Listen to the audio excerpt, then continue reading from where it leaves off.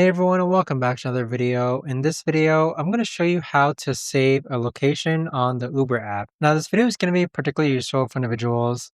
Let's say that you want to go ahead and save a location. Maybe you want to go ahead and save the market because you go to the market all the time via Uber.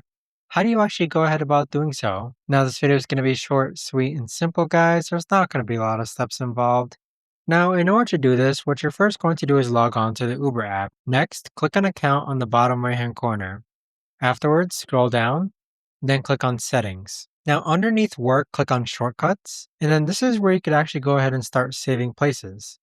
So you can click on Add Save Place, find the add place that you want to go ahead and save, and there you have it. But that right there, guys, is the best and easiest way that I know of to actually go ahead and save a location on the Uber app. If you guys know of a better, easier way to actually do this, let me know in the comments down below. I would love to know. Thanks so much for watching, everyone, and I'll see you guys all in the next video.